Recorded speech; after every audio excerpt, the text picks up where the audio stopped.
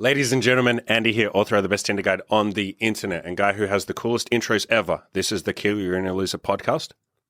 Let's fucking go, baby. Sat down with one of my clients and he has a cool fucking story. He's a really interesting guy.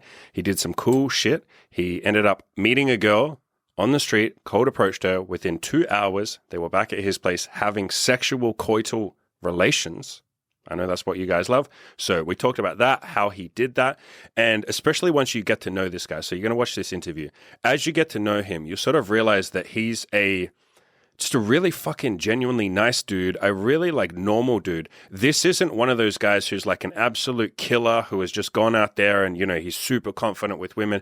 No, he grew up super religious. He didn't lose his virginity until he was 29. So super conservative guy.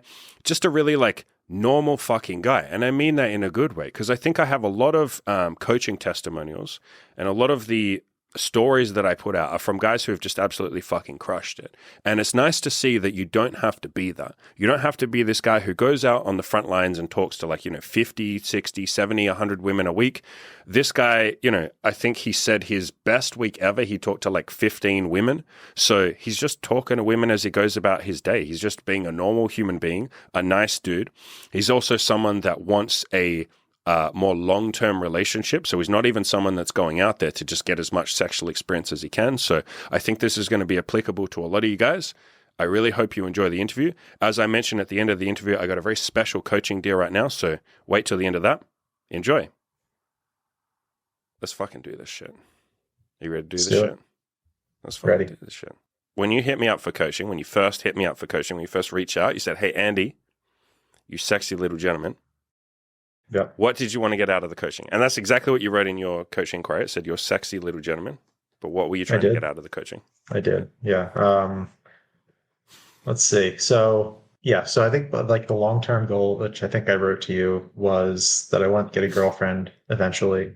And so I wanted to just get better be able to filter the girls that I was dating to find a girlfriend, and then also be able to like set expectations appropriately when I was on dates with girls, because I've done in the past, and we talked about this, like in the past, I'd used that Tinder template where it's like, yeah, I'm not looking for anything super serious, but now that's not really true for me because I do actually want a girlfriend. Yeah. So I kind of wanted to get that out of the coaching. And then I also wanted to start cold approaching again because I had done that a little bit in the past and then stopped when I had like kind of a crappy experience once, and then hadn't done it for like almost a year. And then I didn't think I was going to do it unless I kind of had a little bit of pushing.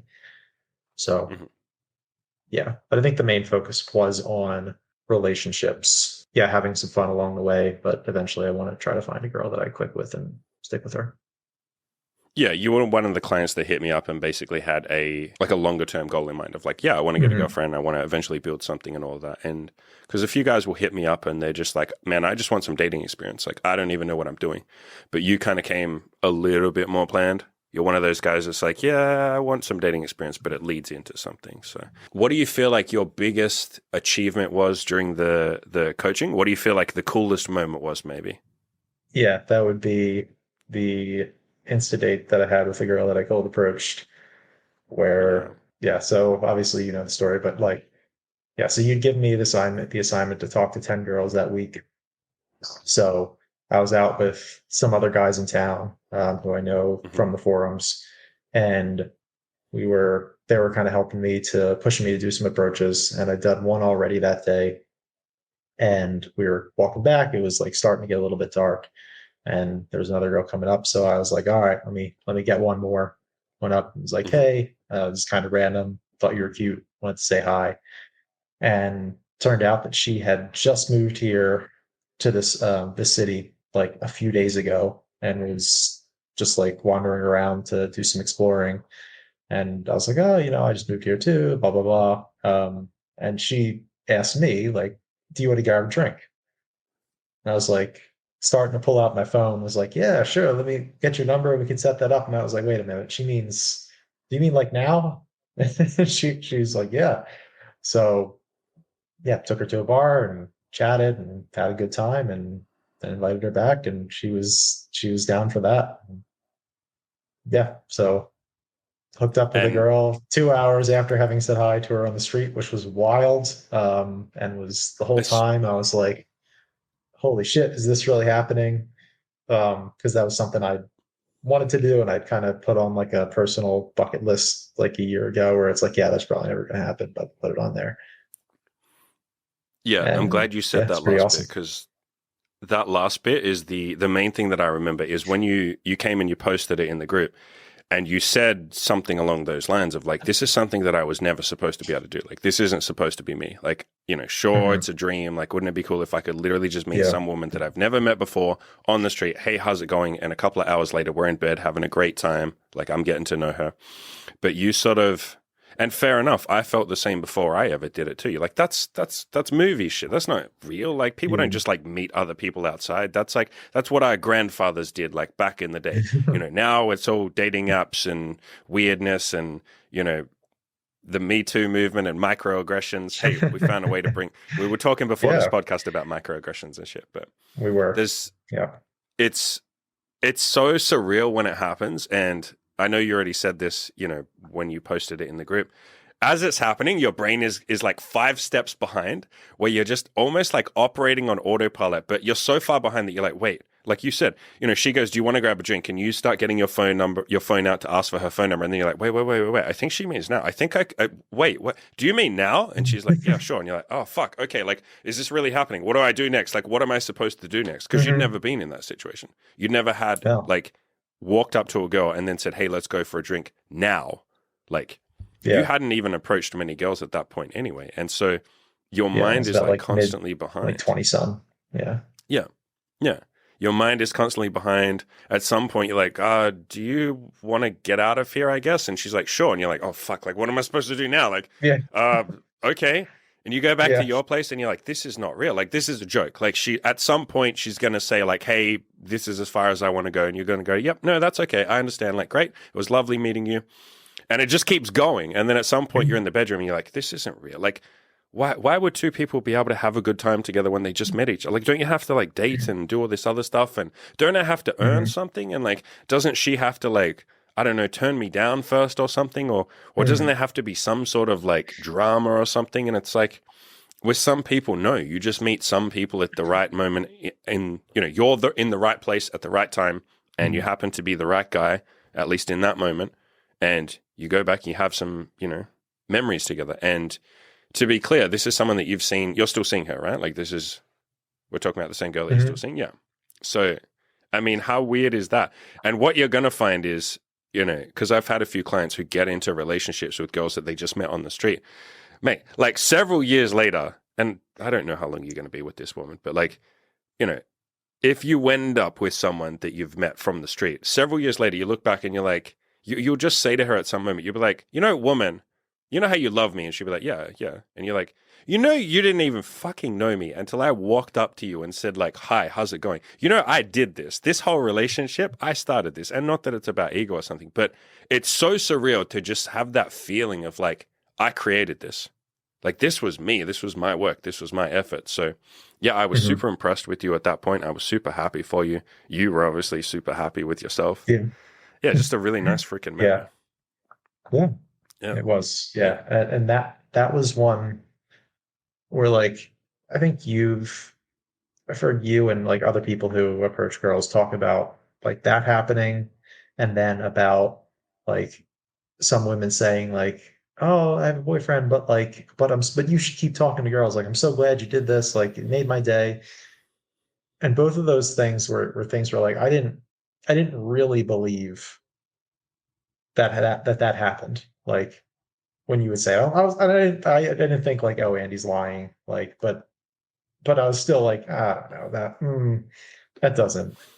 I don't really think that happened. Like, I don't know. Yeah. So so There's, that was cool well, to have both because, have both of those things happen um, over the course of like several weeks, with like me not even talking to like that many girls. So yeah. And to be clear, so how many girls do you think you talked to in the 12 weeks of coaching? Because before that, to be clear, so for the yeah. backstory, you had talked to a few girls, you mentioned you had a bad experience, and we'll cover that in a second. Like, we'll cover that in a little bit. You kind of stopped approaching, and then you basically hit me up and said, like, hey, man, like, I think I want to be able to talk to women. I think I want a little bit more control. So how many approaches had you done before? And then how many did you do during the coaching? Because it wasn't like a crazy amount. Yeah. Yeah. We've just done like 8 before the coaching. Yeah. Yeah. Yeah. And then how many? And then during coaching, I think I did like between like about 50, mid 50s, between 50 and 60. Yeah. Yeah. And wait, did you say we had 2 women from that, or was one from online dating? One was from online dating. Yeah. And I've had other dates from that, but they were just dates from that. Yeah. Yeah. Or from So how many Approach. dates how many dates in total roughly from those 50 women that you talked to? I think Cold Approach. 5.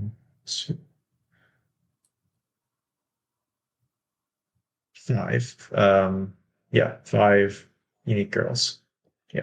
That.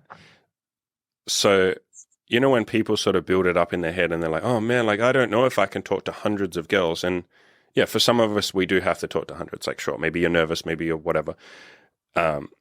But for plenty of guys, like, man, you just go up to 10 women that that you see on the street. You just be a fucking normal person and just say like, hey, I'm a little bit nervous, but you're super cute. Like, I wanted to say, hey, what's up?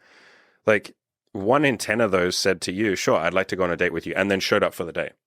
And you got plenty more numbers on top of that. Obviously, not every phone number that you get, women are busy. Maybe they just gave you a number to be polite. But you had a lot of like really good experiences. Obviously, this girl that you slept with, another girl that you met from online dating.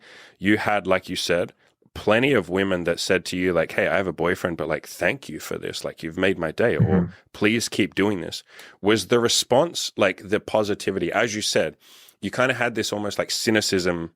It's not cynicism. It's like, I'll believe it when I see it, because I talk all the time about like women are super nice, man. Like, women, as long as you're being a nice person, like a decent person, women love when you give them a compliment and say, hey, can I get your phone number? Did you, I guess, why were you so cynical with it? Like, just that you needed to prove it for yourself? Or did you just not believe that women liked that? Was there sort of some feeling of like, nah, like talking to women is annoying them? Like, surely they wouldn't like it. Yeah, there was definitely the feeling of like, no, that's annoying them. It's Yeah. interrupting their day. It's bothering them. It's like, oh, I think there was some of that like finger shaking, like annoying feminist in my head. Like, even though I'm certainly not a feminist, but it's just still that I don't know, just that thought in my head of like, no, Yeah. like you're bothering them, you're interrupting their day. Who do you think you are to just, you're not entitled to their time? Like, that's that sort of Yeah. attitude And in you my know where head. that comes from? That comes from this idea that like you're taking something from women if you try and date them or sleep with them. Like, it comes from a very sort of archaic way of thinking that, I mean, it's not even archaic. That's not the right word, because even the freaking Bible understands that like sex and a relationship is a partnership. Like, the man gives something, the woman gives something. So it's like a twisted view that, a man is obviously taking something from a woman. It's incredibly anti-feminist, if anything, because you're basically saying women can't be an active participant in that. Women can't want that. They can't enjoy that. They can't be like saying like, hey, I like this. And that's essentially, or that is what I preach. It's not about going up to people and saying, hey, I want something. I'm entitled to your time. Hey, let me bother you. Hey, you got to give me a phone number. Hey, I got to figure out how I can sleep with you. I got to try and make you sleep with me and give you the pickup lines and all of this. No, it's about you walking up and, basically being polite and saying like, hey, you're super cute, or hey, I saw you and I thought you're really pretty. I wanted to say hey. And then understanding if they do see that as a burden, or they are busy, or they're not interested, you just go like, hey, no, that's cool. I don't mean to have wasted your time. All the best. Enjoy the rest of your day. You walk off and you leave. And it's about finding the women that are like, hey, I really appreciate the compliment. I would like to talk to you. And then you talk to them. So I think one of the things that you wrote in the Facebook group when you made your final goodbyes, you said, I had fears, or I wasn't 100% certain I think you phrased it a little bit differently than that, but you essentially said, I wasn't 100% certain before I did this that I could be not bothering women. And the one thing that doing all this taught me is like, I have a good gauge of like when I'm annoying someone. Like I can just trust my instincts. And if a woman can see that I'm annoying her, I'll be like, hey, sorry, I didn't mean to bother you. Enjoy the rest of your day. And I can leave. Like, Yeah. no, that's the worst thing that happens is I wasted 5 seconds of her time. It's not even a waste because it's like, what was she doing anyway? She wasn't doing anything. Like, you're not harassing people. So Right. it's just saying hello. Yeah. And then if a girl is in a hurry and she says so, I'm just like, okay, have a good one then. And I'll let her go. Yeah. And I think all this ties into a very, you and I had a lot of conversations because we did one-on-one coaching. So we got to know each other and we had a lot of long conversations about like honesty and about truth. Remember all the times we talked about truth, and like objective truth and all of this kind of stuff. And one of the points or one of the things that you obviously cared about, and I care about it, very deeply, obviously, you cared about being honest and authentic and finding the women that wanted what you want and not leading anyone on, not feeling like you were covering up your true intentions, finding ways to say what you wanted to say without obviously being like completely blunt, but trying to be as like honest as you possibly could so that I guess all this came from a sense of like goodness or like trying to do good in the world and not like wasting people's time and not like bothering women and not making them do something they don't want to do and all that sort of stuff. And I feel like for you, a big part of the coaching was like me telling you that like you're not wasting people's time. I feel like you went almost on the other side. Like you came from the other side where you were you were such a good person or a kind person or you always tried to be. And I almost had to teach you like what you think is like bothering someone or what you're worried might be bothering someone is really not bothering them. Like I feel like if anything, you erred on the side of like being, like I think you get what I'm trying to say. Yeah. Like worrying almost I too agree. much. Yeah, about I erred on the wasting side of their time. caution. Yeah. Yeah. Yeah. And I wouldn't go so far as to say it was like nice guy tendencies or anything like that. You certainly weren't that. But it was more like you needed permission to like get in there and ask for what you want. And yeah, I feel like more than anything, that's what I gave you from the coaching. It's like, hey, man, you're allowed to say, would you like to go on a date with me? Can I get your phone number? The worst that happens is she says no, you move on. So I feel like that's a big challenge for a lot of guys is giving themselves that permission. Because a lot of my audience are really genuinely fucking lovely people. And I think with a lot of the feminism stuff, a lot of the, the current culture, it's caused or it can cause or it's easy to cause like a divide between the two genders where the two genders basically don't trust each other. And some of the solution to that is things like the red pill, things like feminism, which can just divide each other further. It's nice to know that women are kind of on your team. And I think, that's best exemplified by all the women that said to you, hey, like, good job hitting on me. Please keep doing this. Like you had women actively tell you, keep doing this, correct? Not just like, oh, good job. Like do this more. Go talk to other women. Yeah, I had one girl, who did that. It was like, I have a boyfriend or I'm married. I forget what she was, but she was like, but you should keep doing this. I was like, wait, like really? She was like, yeah, this made my day. Like guys don't do this anymore, but so keep doing it. Yeah, so Yeah. that was really cool. It's like some good old fashioned romance, man. And like romance isn't dead. Obviously, that's the point. But it's like if you get in there and say, hey, you're cute. Hey, what's up? For a lot of women, that's like the nicest, most romantic thing that's ever happened to them. I've lost count of the number of women that have said, this is the nicest thing that's ever happened to me. Like, this is you've made my day. It's like, all I did was tell you that you're cute. Like, is no one else doing this? And that's obviously kind of the point. So, yeah, I was really happy that you got in there and did it. I think you're a good example that you don't have to be this like crazy, 10 approaches a day psychopath. Like, what's the most number of approaches you ever did in a single day? 4. Yeah. And like, what's the most you ever did in a week? Like roughly. I think it was that's 15. 17, right? Yeah. 15, 17? Wasn't it more than that? Might have been 6. Yeah. Yeah. You gave me 15. I think I did go over it. I don't remember if it was like 16 or 17, but yeah. I mean, shit, man, let's talk about that. I had given you a challenge of doing 15 a week. You did more than that. You did like 16 or 17. And then you kind of came to me and you said, hey, I did 16 or 17, but I'm almost hesitant to say this to you, Andy. I don't Mhm. want to do that many next week. Like, I'm almost scared to say this, but like, I don't want you to push me more than like, I didn't enjoy it. Like, it was good. Sure. Fine. Great. You know, but like, I don't want my future to just be like doing this many and having to push myself this much. And we had a big conversation about it. And I was like, mate, at the end of the day, this is supposed to be fun.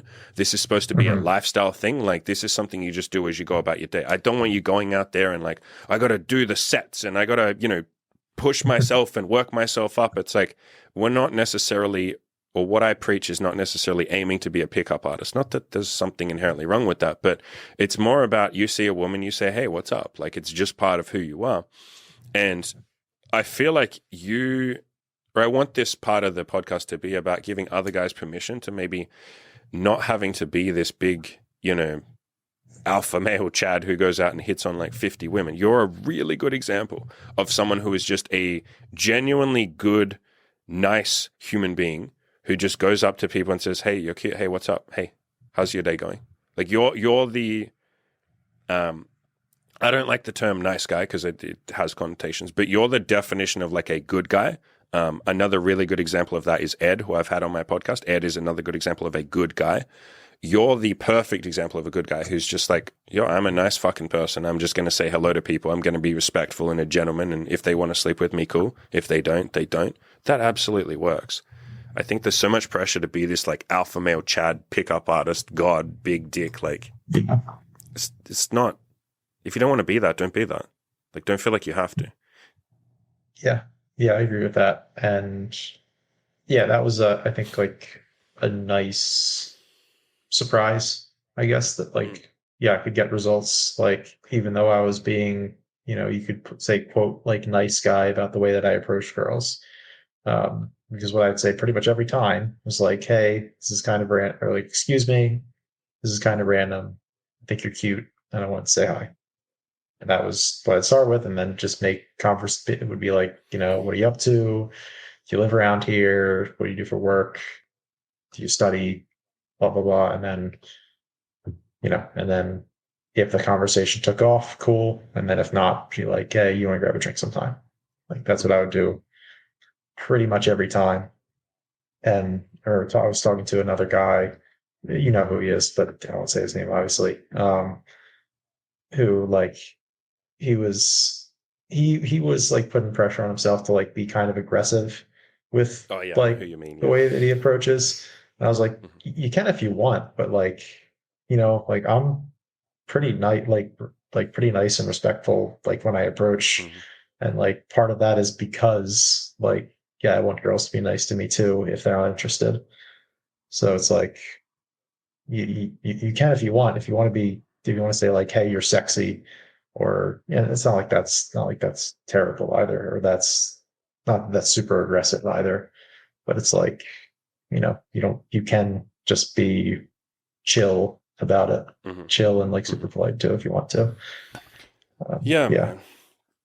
I think there's all this Yeah. pressure, or I think a lot of people put pressure with this kind of stuff. They make it almost its own like sport or its own like it has its own Oh jargon, yeah. its own like Oh yeah. niche thing.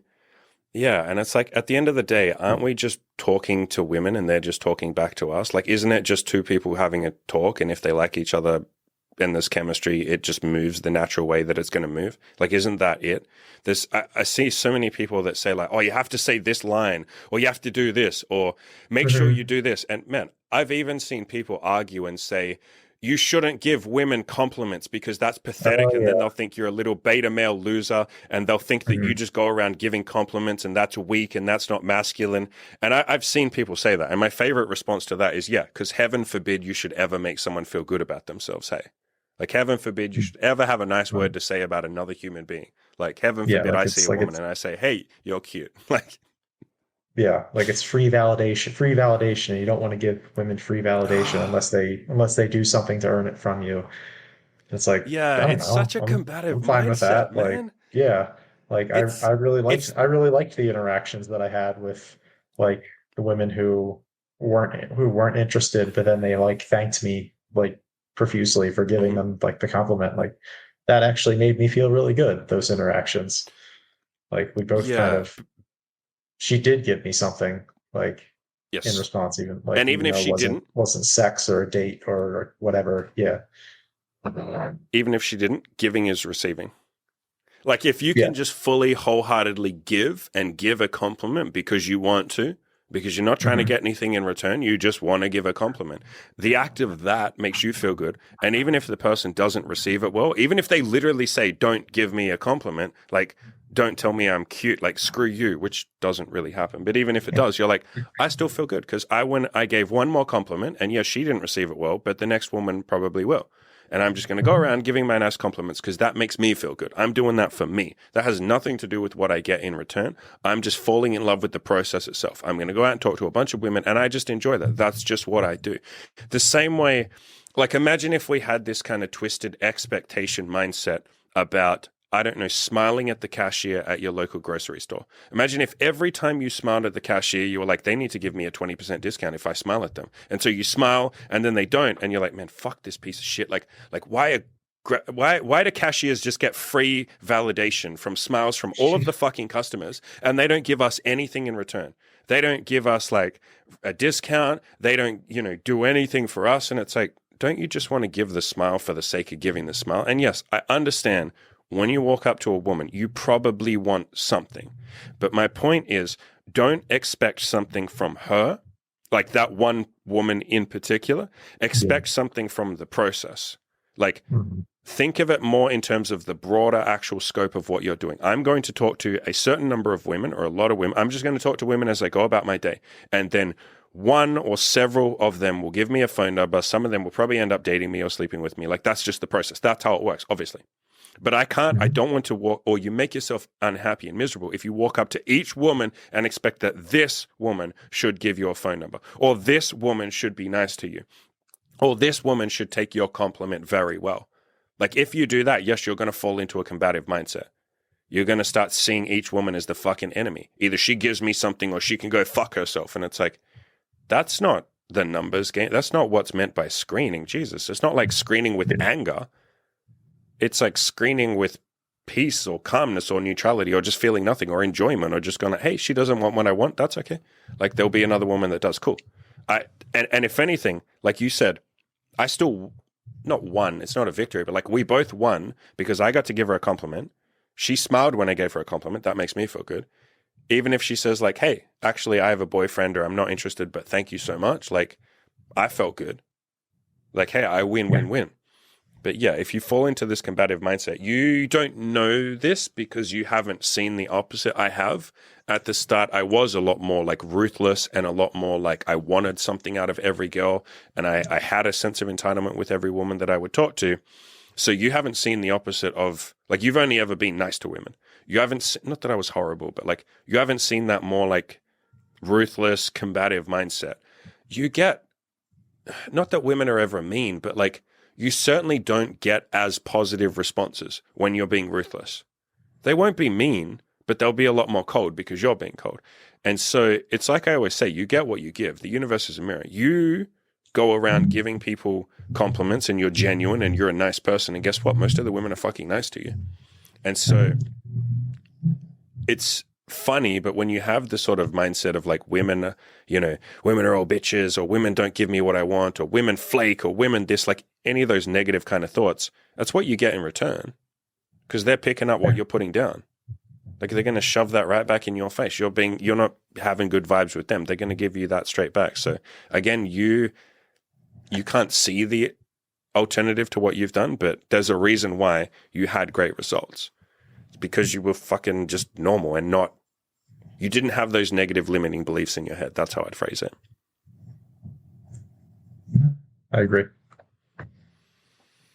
Yeah, In and terms, you said earlier, yeah, like you thought if anything, I erred on the side of caution. And yeah, that I'd say that's more where my issues lie. And that's, I think, what we dealt with a lot over the course of the coaching. And cold approach was yeah, definitely good for that because that was a big one for me where I thought that was bothering women where it's not like a sense of like shame about my sexuality exactly. It's more just like, I don't know the word for it. Like fearing that it's unwelcome, I guess, or that it's me expressing sexual interest is somehow could be offensive, or I guess that if it's Isn't not that kind of welcome, shame? then yeah, yeah. I guess like there was a maybe a bit of dichotomous thinking where it's like if she's interested, then it's a good thing that I'm showing it. But then if she's not interested, then it's a bad thing. And not that there could be this like middle ground where it's like, oh, she's not interested, but and it's fine that you didn't read her mind, you know, and you showed interest in someone who wasn't interested. Like that's fine. Yes. This ties into something else that we kind of talked about a lot, where you said you had this mindset there are like different types of women. And I pointed Mm-hmm. out to you, I was like, oh, we call that the Madonna whore complex, where you think that there Mm-hmm. are some girls who are good girls and they don't want you to approach them. They don't want you to talk to them. They're going to be offended if you say, hello, you're cute. And then there are like, not bad girls, but there are girls that are open to that kind of thing. Like there are girls that are open to sexuality, and Yeah. those are the ones that you can hit on. And as I pointed out to you, you know, there's more of an overlap in that Venn diagram. Like the same woman could wake up one day and be like, you know what, I'm feeling really social. And if a guy came up to me today, I would love to chat with him. And then the next day, she's grumpy and she just got fired from her job. And you come up and she's like, don't talk to me. You're creepy. Like, you're so creepy. Like, Mm-hmm. not that anyone's ever going to be that aggressive with you, but like, it's Yeah. the There are, same woman. or she'll just like blow me off, be like, oh hi, and Yeah. then walk away, which happened once or twice, but that was not good. Yeah. And so the point here is it's not that, like, obviously there are some women that never want to get hit on ever in their entire life. Sure, fine. There's those. But those are more the extreme. And there's women that would just love to be hit on all the time, no matter what. But they're the extremes. The point being that there's not just like good girls and then, sexually open girls. There's not like ultra conservative and ultra open girls and that's it. And they never overlap and they can never switch sides. They're always on one side. And so a big part of our coaching was me sort of showing you like a couple of things. First of all, that's not true. And I think that was best exemplified by the girl that you walked up to, cold approached, 2 hours later, you're sleeping together. And remember afterwards, I asked you the question. I said, do you respect this woman? And you were like, yeah, I do. Like she's in her late 20s or 30s or something. She's like towards 30 30. exactly. Yeah. I really respect her intellect. Like you told me a bunch of things you respected about her. And I was like, okay. And do you like her? And you're like, yeah, I like her a lot, especially now. You've been seeing each other for a while. You're like, yeah, she's great. She's awesome. I really like her. She's like super open. She's super nice. Like she, we had a first great date. The sex is great. Like I just like her a lot. And I said to you, okay. And so this woman that you really like, that you really respect, she had sex with you within 2 hours of meeting you. And that just kind of like opened up the sort of like Pandora's box. And you're like, oh, wow. Okay. So a girl that I can respect, there's not like good girls and then bad girls. You know what I mean? There's not like good girls that I'll settle down with and have a relationship versus like women that I sleep with and never the two shall meet. There can be a woman who's sexually open and I can still respect her. Not that you disrespected women. Maybe I'm phrasing this clumsily, but it was more that you It wasn't a saw a matter of partition. right. Yeah, not so much a matter of respect, but a girl who, I could sleep with on like the first date or early on. A girl who would be okay with seeing me casually, who I could also possibly have a relationship with. Like, Yeah. yeah. Yeah, and I think people do see a divide there. They're like, there's the girls that I'll have some casual fun with, and then when I'm ready to Mhm. have a relationship, I'll go and meet different girls. And it's like, Yeah. man, it could be the same girl. Like, it doesn't. It's not. There's not like the girls who are sitting. You don't go to a different bush and like pick a different type of berry or something. You don't go foraging for different girls. It's like there's just some girls that, hey, maybe you were in the right place at the right time. And she was like, hey, I don't normally do this, but I'm going to sleep with this guy. Or maybe I do normally do this, but that doesn't mean I'm not great for a relationship. And so Yeah. we spent a lot of time talking about like relationship qualities and what you would actually want from a woman. And I like to do that as part of my coaching with someone who wants like a more serious relationship or is at least open to that. I got you to go through and like literally map out like what kind of woman, what kind of qualities do I like in a woman? Like what stuff is a deal breaker? What stuff could I help like engineer? Because remember, some qualities, it's like you can help her grow and she will help you grow. Obviously, that's part of a relationship. A woman doesn't have to have everything on your checklist. People are adaptive and can grow. and then what things would be like just nice to have. And I think you having that framework and saying, okay, this is like roughly the kind of person that I really like and that I could, really build something with, rather than doing the thing that people sort of do where they just have this vague notion of like, well, this girl hasn't had too much sex, or she takes a long time before she's comfortable having sex, therefore she must be a good long-term partner. It's like, she could be a terrible fucking long-term partner. If you don't even know what qualities you want in your partner, how do you know that this woman has them? She could be like bipolar or something. She could be like, how do we know?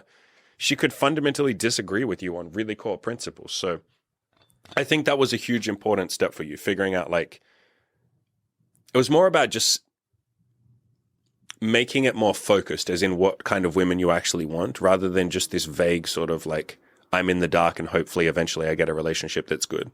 It felt more focused. It felt like you became more focused. Yeah. I don't know much I to don't know if add there's on that anything you one, want to add to that. Yeah. Okay, so on the topic of, I don't know where to go from here. Do we go for sexual bucket list stuff, or how about we go down the route of honesty, and then we'll come back to the sex stuff? Yeah, we could do that. I think that's Okay. good. So in terms of honesty, I said to you, like, honesty is very important. Authenticity is very important. A lot of the time people say that and they're like, yeah, I want to be honest, but like it doesn't actually mean anything. So let's talk about the tangible thing. I think probably the biggest thing you did is you tweaked. So I have a free Tinder guide on my website and I have like a template and I say, just stick to roughly this template. It works. Copy paste this message. And you said, I think I want to change I don't think I want the same thing that you're going for in the Tinder template. To be clear, the Tinder template is more for if you just want casual sex. And you said, I'm okay with casual sex, but I want to build something eventually. I think I'm at least open to something. So, like, what change did you make to the Tinder template? And like, because we had some discussions and you sort of weren't even sure how to change it. And we had to sit down and say, like, okay, what if you try this? What if you rewrite it? Like, I had to rewrite it sort of, or we rewrote it. Yeah. Yeah. We talked about this a good bit. And I think when we first sat down, I explained to you like what it was that I was looking for with girls and I took a long time to say it. And so we were figuring out how I could just say that like quicker. Because I think you said to me, like, Adam, you have a good answer. You just don't have a short answer, or you don't have a concise answer. Yeah. I remember. Yep. Yeah. So yeah, I think what I landed on was just like, um, hey, like right now I'm seeing what my options are, but I'm open to something serious if I find the right person, which is true, and it's concise. And like, yeah, eventually, basically, it's like, yeah, eventually I do want a girlfriend, but I'm not rushing into it. Like, I want to see a girl for a few months before I decide that, okay, she's going to be my girlfriend. And then during that time, it's like, yeah, I'm not just going to be dating her. I'm going to be dating a few other girls because I don't have unlimited time. And it's not like, if I have to go through a few different girls before I find one that's a really good match, I'm not going to give each one, just 6 months or several months of exclusivity right off the bat. Yeah. It's like, yeah. So, yeah. And I think you putting it down on paper and actually fleshing out, like, what do I want? How can I best get there? I think that's like, so many men don't do that. So many women don't do that either. So many people don't do that. They just kind of like, whatever happens, happens. They just fall into monogamy by default because they don't even know there's other options. I think in the current day and age, people, especially like younger people, do understand that there's more options, but like, there's still like a learning experience there. As in, like, how do I actually navigate the waters of like open relationships and dating casually or seeing multiple people at once casually? And I think there isn't a whole lot of material of like, hey, here's how to do it. I think we all kind of roughly understand how to do monogamy, even though the vast majority of people do monogamy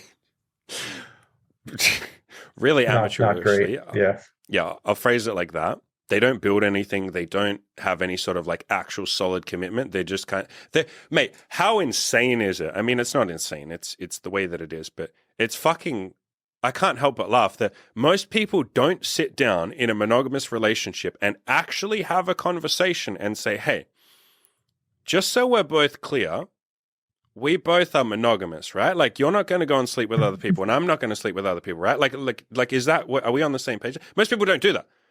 They're just like dating, and then maybe one person cheats, or maybe they don't, or like they have eyes for their secretary or whatever, and the other person's like, "How dare you?" And they're like, technically you guys didn't sign a contract. Like a contract doesn't hold up in court if you just don't sign something. But you're like, yeah, but they should have known. Like that's not a fucking contract.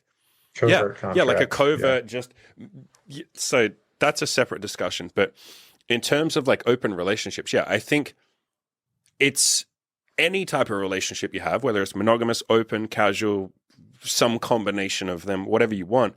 It's about you sitting down at some point and just having like a rough idea of what you might want, or what you might even want to just experiment with. You don't even have to fully know what you like yet. If you haven't had many relationships or any, sure, you don't know what you want yet. You haven't tried. So, but at least having some sort of like focus of like, let me try this. Let me just see how this works. And so with that, you can then say to women, or, you know, if you're a woman, you can say to guys, here's roughly what I'm looking for. How does that sound to you? Does that sound like something you're open, or do we want to like do you want to tweak that a little bit? Do we want to negotiate? Like, there's room for that if you want to. I think most people don't do that. And one of the things that you said, like before the coaching, was you had this sort of mindset, and I think most people have this, man, where you're sort of. Let me see if I can find it. You said like dishonesty wasn't really an issue for me when I first started coaching, but boldness was. Being bold enough to bring up the topic of what I'm looking for rather than waiting for her to ask. And that's like what most people do in like dating and stuff. They're just like, maybe the other person will ask me what I want, but like half the time they don't. Did it feel a lot like in the past, it was sort of just like you're going into like, I don't know, a foggy swamp or something, and you just like, you can't even see 2 foot in front of you, and you're just completely fucking lost, and you're like, I hope this works out. Like, I have no idea what I'm doing. I don't know what she wants. Like, how did that feel? Not being like explicit and bold. It's, yeah, a foggy swamp is actually a decent analogy for that, because it's like I'm just hoping that she has the same understanding that I do. Yeah. Right. And yeah, I'm just like, yep. I And don't you have drop to, hints. I don't have to actually say or ask for what I want, right? I can just like sort of shift you in this general direction, and then if you go along with Yep. me, I guess I'll assume that we both want the same thing. Yep. Like, Yep. Yep. yeah. Um, and I get like, I don't know, I get for a lot of stuff not wanting to be like totally explicit, but like, I don't know, I think it does feel more masculine to just like say it straight out. Yeah. Be like, hey, here's what I'm looking for. Yeah. And granted, you know, when I want to sleep with a girl, I'll still just say like, hey, do you want to come over? Not, hey, do you want to come over and have sex? Like, I guess I am relying on her still to fill in some of the blanks. You can be But more honest with that yeah, over time. Like, I'm completely honest with that at this point. yeah, Like, I literally say, you know, I've told you this before. I'll say, like, you know, do you want to come back to my place? We can try some stuff. We try some BDSM, try a few toys, you know, fool around a little bit. Like, yeah. So you don't have to be that honest. It's pretty socially clear what do you want to come back to my place and have another drink means. But yeah, at some point you can be even more honest than that if you want to. Like, but yeah, the general point. Yeah. Unless you have anything else to add there. No, I guess I'd just say, I mean, I suspect that's the case for like a lot of guys like me, where it's like, It's the case for you a know, lot of people. yeah, like they're not going to try to mislead a girl, but they're just, you know, they're afraid to actually bring up exactly what it is they're looking for. They're afraid because they've never done it, because no Yeah, one's ever told them they're allowed to. Like, right. there's this weird fucking like tiptoe around dating and stuff. Like, both genders Yeah, do it. Everyone does it by default. It's like we just have to have these like silent contracts with each other. We have to try and mind read each other. I have to try and guess if he's into me or she's into me. I have to try and like figure out what they might want and then try and navigate that while also trying to get myself what I want. And I have to do these weird fucking like manipulation games, or like I can't be too vulnerable because then I give up some power and I lose. I can't be too explicit with what I want because then she'll say, oh, you just want sex. And, you know, a woman can't be too explicit either because then the guy will say, like, oh, you're clingy. You just want a relationship. Like, oh, you're too much. Like, it's this weird fucking like tiptoe game that people play. And I played it for so long. I know you did because it's like you just don't have any other tools. Like you don't know what else to do. That's it. And when someone comes along or when you realize you click for yourself that like, I can just say what I want and say, do you want that too? Like, man, it simplifies things. It takes away all manipulation. There's no manipulation anymore. How can you possibly manipulate when you've just laid your cards out on the table, turn them up so the other person can see them, and you're like, okay, here's my cards. Do you like these cards? And then she's like, oh, wait, you're not going to hold your cards close to your chest? And you're like, no, fuck that, because then how do you know what cards I have? You have to hold your cards close to your chest then, and I have to try and fucking guess what your cards are. I don't want to play that fucking game. I'll show you my cards. How about you show me your cards? And if you don't want to, that's fine. I will go and find someone else who does want to show me. Like, no hard feelings. That's okay. I get not everyone can be this vulnerable and this honest, especially if they've never experienced that before. Sometimes you're completely honest and the other person like goes like, whoa, why are you being this honest? Are you trying to manipulate me? And you're like, no, I'm literally trying not to fucking manipulate you. I'm trying to be honest because I can't be bothered. And like, that seems dodgy. Why would you be this honest? Something weird's going on. So that will happen from time to time. But yeah, when you just lay your cards on the table and the other person lays their cards on the table and you go, okay, so you got this card and I've got this card. I'm thinking, what if we do this? And the other person's like, yeah, that could work. Yeah. No, okay, but then how would we solve this? But like, what would we do about this? And you go, okay, well, we could do this or we could do this. And then she goes, yeah, no, that works. Like when you actually sit there and have an actual fucking conversation about what you both might like as adults, and you don't have to have all the answers. I mean, you already know half the time. You just say to her, you know, would you like to try something casual? And she's like, yeah, I mean, I guess we can. She doesn't know if it'll work. She doesn't know if she'll like it. Well, I mean, if she has experience, she does, sure. But like, you don't have to exactly know what you want. It's more about two people saying like, hey, let's try this thing. If it doesn't work, we can talk about it. We can change something. We can tweak. Or if it really doesn't work, we can just kind of go separate ways. And it was a learning experience. It takes all the bullshit out, man. It really does.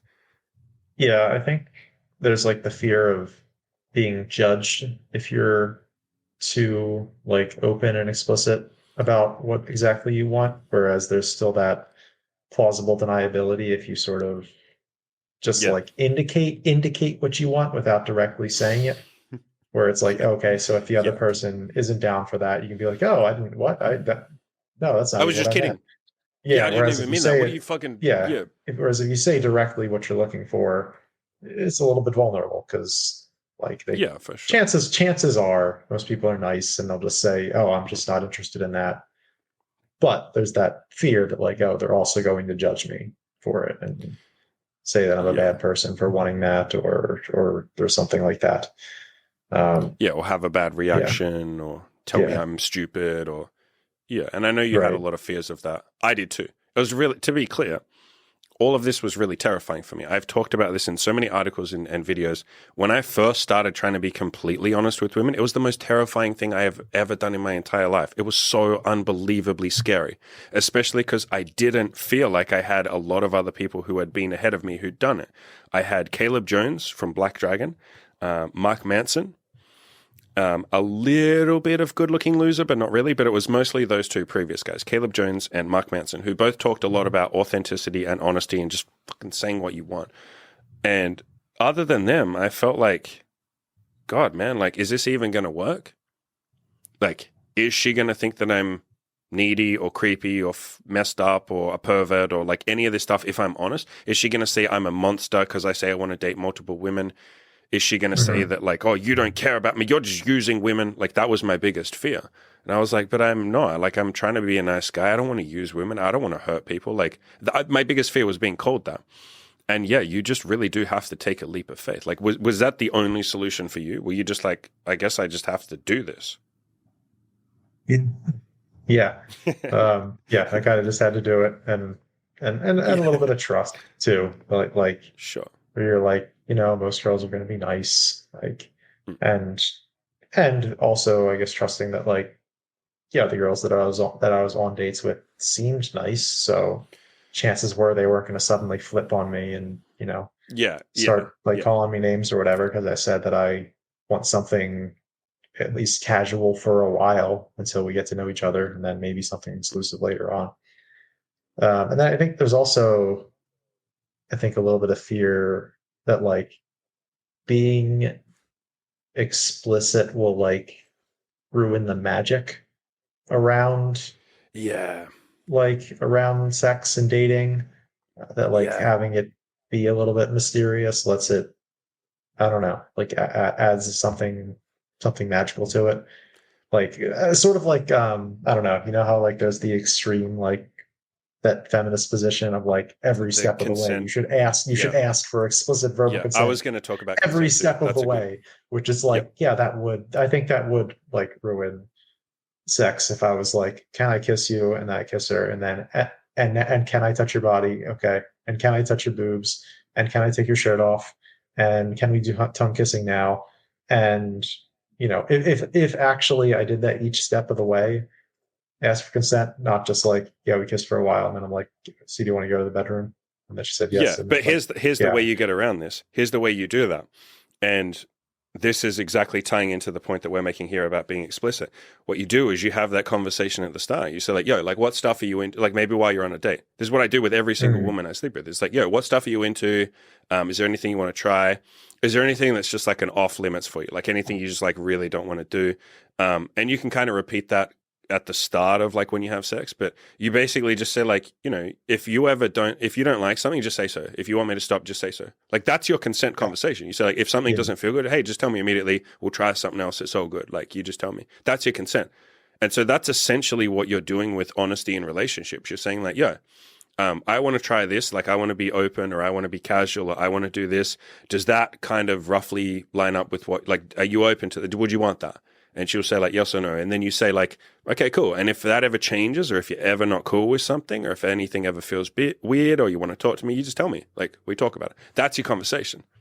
So yeah, yeah, it's about having that up front so that then you almost like don't have to mind read what they might be thinking, and have those big drama conversations where the person goes like, what are we? Like, let's put a like how like I'm not just gonna wait around for you forever. Like, why are you leading me on? Like, you know, I feel like you're wasting my time. Like, are we casual or are we serious? Like those conversations only, or those drama conversations only happen because you didn't sit down and actually have a conversation like adults at the start. So did yeah. you okay, to back on the question, did you feel like it took the magic out, like having that conversation? Because you were having them on like the first date, or sometimes like on the second or third date.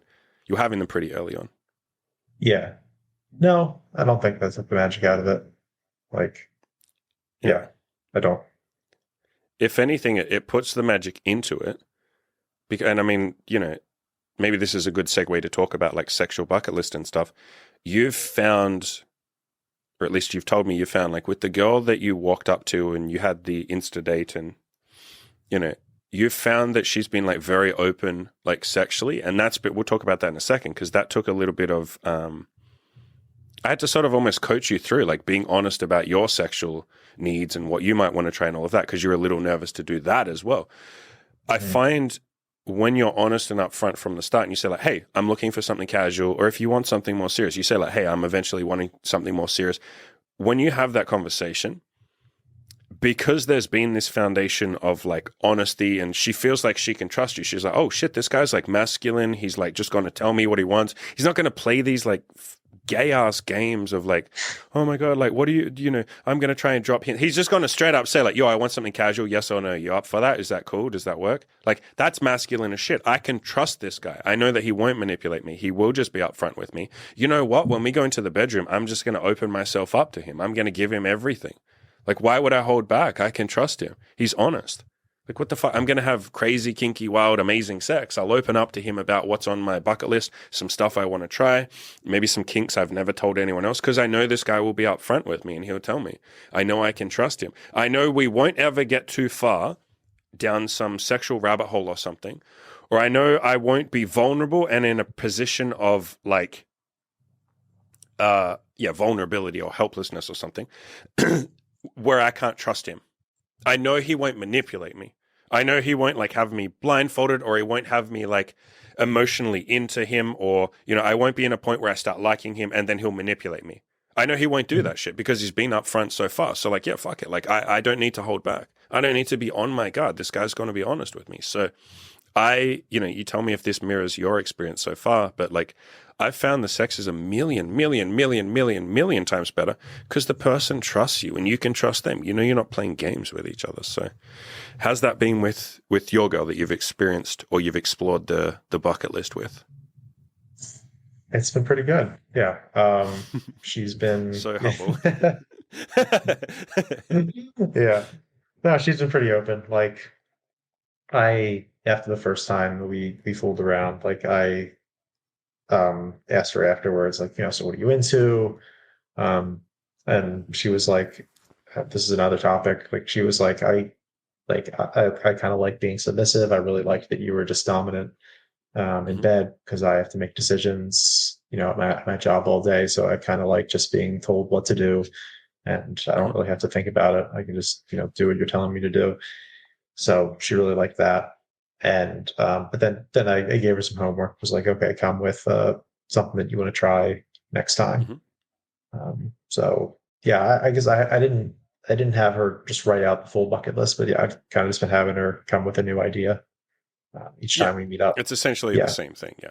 Yeah. And then I've had some ideas of my own too. Like I hadn't bought any like sex toys before, hadn't tried that before. Like I bought the magic wand off of the one that you recommend on your website, and then also got like some under the bed restraints that I used when I saw her not several times ago. And that was something that I always really wanted to try. So that was really cool.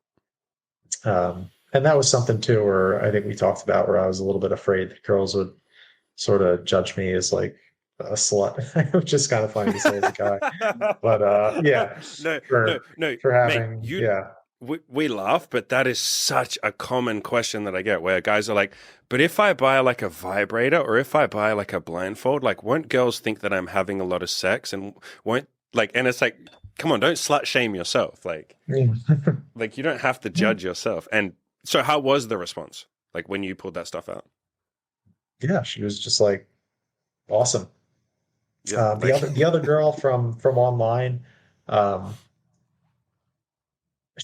she was concerned about the vibrator being hygienic, but then after I told her that I cleaned it off with a toy cleaner, she was like, okay, she was cool with it. So I respect the hygiene. I respect the hygiene yeah, concern. Yeah. So yeah. I I was feel like, like that goes of without course saying, I clean it. Like you fucking yeah, I know. It's like, no, I just use it and then just yeah, whack it back in the cupboard. Yeah. yeah. No, it's all good. I don't It's clean like my sheets if either. if I was like a 20-year-old, sure. Like, yeah, I'm a 34-year-old man. Like, come on, I'm a little more responsible than that. You don't see like Throw it. Hey, Cheeto dust and empty Dorito bags strewn all around my room, do you? Like, come on. lots of my audience are in their 20s, sir, and they would not Yeah. appreciate that comment. All But yeah, I right. was a fucking mess when I was 20, so Clean I'm your right there with rooms. you. Clean your room, 20-year-olds. Like, God damn it. Yeah. Okay, Come on. let's backtrack a bit because I feel like we should have inserted this. I'm sure someone's going to have a question.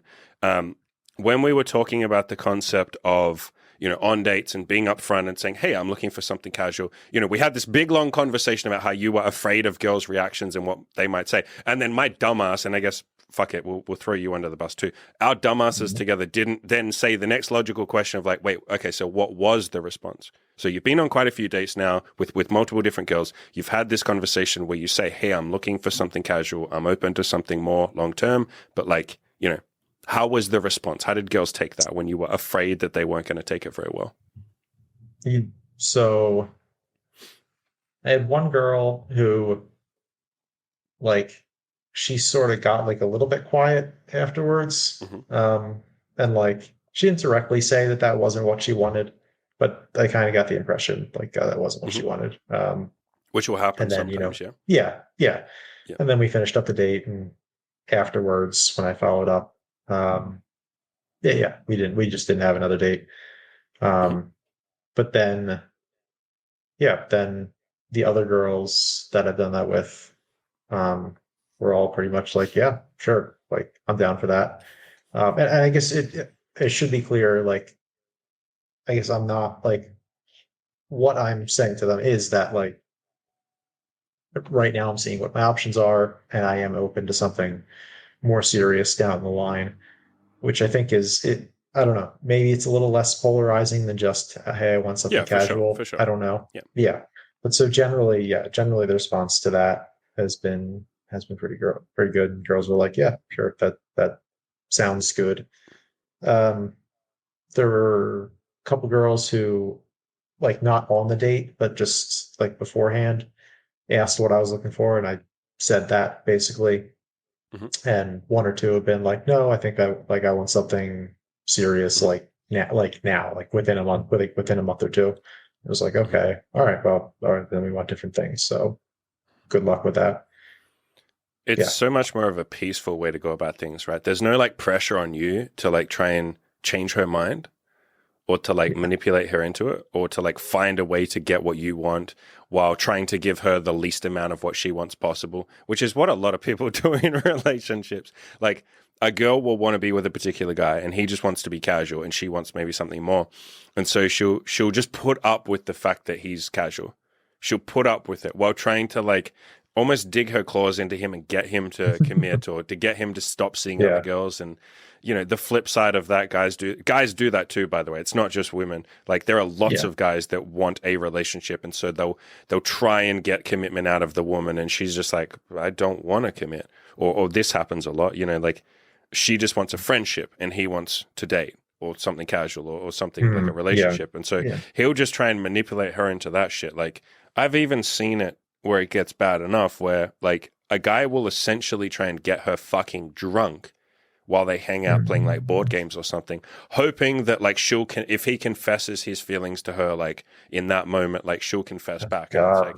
like, man, like, why don't Confessing you just say feelings, like it's like high school. God. I mean, we Whenever laugh. anyone I don't mean whenever to laugh at anyone him. says that, like, should I tell her how I feel? And I'm like, no, you shouldn't. You should just be like, hey, you want to get a drink sometime? Like, ask her to do I know something. because they always do it in Like, that way where they dump, yeah, and it's don't like be it's like, I such a love you, burden. or even, yeah, Yeah. yeah, Why did you let it get to the point where you had fucking strong emotional feelings for someone before you even figured out if it was a possibility that it would work yeah, out? Like, my point being, why would you let it get to the point where you have feelings for someone, maybe yeah, even love that person, and they essentially don't even know? Why yeah. didn't, Although when you I first looked at did them that in and high said, school, yeah, so yeah, which fine in high school, that's what happens. I did the same shit. yeah, I did the same shit. Like I've done the yeah, same stuff. But it's like if we're going to be adults, like if you're in your 20s, like you really have to start pushing, do the kindest thing for yourself that you ever possibly could. I know it's really really really terrifying to say to the other person, do you want to go out? Do you want to grab a drink? Do you want to get a coffee? Like would you like to I mean, fuck man, if you really want to be adorable about it, be like, would you like to watch a movie with me and go to dinner? Like you can be super ultra fucking nice guy, go yeah, to the movies and have dinner. Like fine, fine. At least it's a fucking date, fine. Do that. Like I know that's terrifying, but that is such a kindness to your future self. What's harder? Saying that right now when you kind of like her, you have a little bit of it, you think like, oh, I mhm. really like her. She's really cool. Doing that now, yeah, it's difficult. Or confessing your fucking undying love for her a year from now because you've been friends for that time. It's like that's Jeez, way harder. So don't be an asshole to your future self. You're yeah, literally just procrastinating the problem and saying future me will deal with it. Good luck, future me. I really hope you can fucking deal with this shitstorm of a problem. yeah, Like, no, just yeah, tell her now, hey, I like you. Do you want to grab a coffee? Like, yeah. And I think I don't know if you want to disagree with me here, you can. But like, I think if you did find yourself in that situation where you did put it off, and now you have strong feelings for her, even then, I would say don't be radically honest there. Don't tell her that she loves. Just be I like, would because I know still, it's gonna I crash would and just burn. say, And like, hey, just ask her out on a date, and then be like, hey, like I've kind of always had a little bit of a crush on you. Like that's enough. okay, That's enough honesty, I think, to I feel like satisfy the demands of at this conscience. point, okay, at this point you're basically on the Titanic and it's already split in half and it's starting to sink down. And you're saying like, hey, maybe we should do this. And I'm saying, hey, what about this? And it's like, mate, we're on the Titanic and it's sinking. Like at that point, Yeah, it's like it doesn't matter. So like not yeah. that it's I not just don't want to be in recoverable. that situation. Yeah, Yeah. And it is recoverable, sure. Like what you said is great. Like, do you want to grab a drink? Do you want to grab a coffee? Fine. Like that's better than fuck it. That's a great, like do that, sure. What I'm saying where I wouldn't even necessarily say, be honest, like do it if you want to. Like, it's not right or wrong. But what I would say is if you get into that situation, oh my God, you got to just like overhaul your entire life. You got to understand, you got to do it like a 180 at that point. If you're not already, you need to start going to the gym 3 to 5 times a week. If you don't already have a bunch of hobbies, you need to go balls deep in those hobbies. If you don't have some strong, especially masculine, but just some strong friends that you can really rely on, that you can talk to about this shit, get some immediately. I've got articles on my website of how to make friends. Go balls deep on that. Basically, the point I'm making is you want to realize you're on the Titanic and it's going to sink if you don't jump ship. And asking her out is not the way that you stop it sinking. You get on a fucking life raft, that life raft being self-improvement, having your own hobbies, having your own life. There's a reason you got to a point where you're madly in love with a girl and you don't have the confidence to tell her. So we need to fix those things. We need to work on your confidence. We need to work on your support networks. We need to work on your self-love and you liking yourself as a person, you having hobbies, friends, a mission outside of her. Once you handle that shit for like maybe the next 6 months, maybe to a year, I'd say 6 months. Once you're really settled, sure, then go and ask her out. Then say like, hey, now I have enough stuff going on in my life that if she says no, you know, it'll hurt me. Yeah, I'll probably grieve. I'll take a couple of weeks or maybe a month or so to get over it. But like, I've got other support networks. But yeah, if you're in a situation where you're madly in love with a woman and you haven't told her, my first guess is you probably don't have a strong like sense of self. Because someone with a strong sense of self doesn't usually get that. It's almost like you're using her as a sense of escapism. Like she's your addiction. She's your drug. She's your vice. You let yourself fall in love with her. That doesn't just happen. You don't just fall in love with someone. I know Hollywood will tell you that you do, but no, you only do if you choose to. If you sit around thinking about her a lot, if you don't have other things to distract you, and when you have all that other stuff, it's way easier to just make a move and say, do you want a coffee? I'm not saying it's easy, but like it's easier to say, would you like to get a coffee? If you say no, okay, well, I have my badminton. I have my fucking like, I don't know, fucking video JRPG video. I'm trying to say the game that I know you like without fucking doxing you because you want to be anonymous, but like you play your video games. I'm fantasy. Not that one, the other one. Are you that guy from the forums who likes Final Fantasy? No, the other video game that you like. You dildo. Your main. What are you talking about? Like how do I can put it in the chat. What a big deal, I guess. If you oh yeah. Oh, the one that I got a tattoo of on my arm. Yeah. Yes, one, yeah. But I wasn't going to say that in case you had a photo of the tattoo and you wanted to be anonymous. I appreciate that. Yeah. The point is, I don't think why do we go down this rabbit hole of like how to confess your love if you're in the friend zone? Maybe I can clip that and make that its own video of like what to do in the friend zone. There you go. Not bad. Yeah. Anyway, so you're not in the friend zone. Yes, I am not. Yeah. What in the shit were we talking about before that? We were talking about honesty. Bucket list, honesty. Yeah, having good reactions, them being pretty open. And like you said, the worst reactions you ever got were women just saying like, hey, you know, I'm not really looking for that. Or maybe she's too shy to say that, so she just goes quiet and she doesn't see you for a second date. Yeah. It's like, that's it. And that's something you can do earlier and earlier. So anyone listening, if all you're looking for is something casual, like if you say, I just want to date casually right now. I'm not at a point where I'm ready for a relationship. I need to get my life together first. I just want to have a casual relationship. Say that as early as possible. Like there's a reason why in my Tinder guide, I tell you to just say that as like the second message that you send. So if any woman does want something serious, she's like, hey, no, that's not what I'm looking for. All the best, unmatched by. Like really all we're talking about here is just being upfront. Like, it's not just honesty. It's being honest as early as you possibly can, as early as you're comfortable with. And you get better at doing it earlier and earlier. And I think for you, a big part of the coaching was me giving you permission to be honest as early as like, because you're honest. You've always been honest. You were just like, how early can I do it? Like, is it weird if I do it too quickly? Like, does she think I'm weird and I'm like strange or I'm cringe or I'm autistic or like I'm a freak or something if I say it as early as possible? Is that weird? Am I supposed to wait till the right moment? And it's like, there's no right moment. Like there isn't. What's the right moment? When can you have the conversation of what you're looking for? Like, I don't know, after you've slept together 3 times, is that the right moment? It's like, it's all made up anyway. There's no right moment. So whenever you want. Yeah. Do you want to tell the story? You said before the podcast, before we actually like went live, There was a story you were going to tell.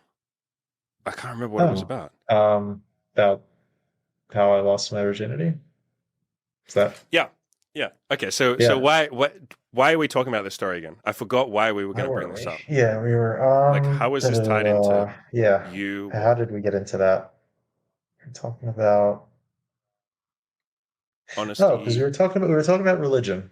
Um, so Yep. my yeah, so I'm not religious anymore, but I was growing up. Was actually like very religious, like Christian for a long time, like through Hmm. college, was like doing like Bible studies, stuff like that. And eventually, like a little bit after college, like left religion, left the church, just because I had not because of issues with people, just more I specifically disagreed with like the theology of it.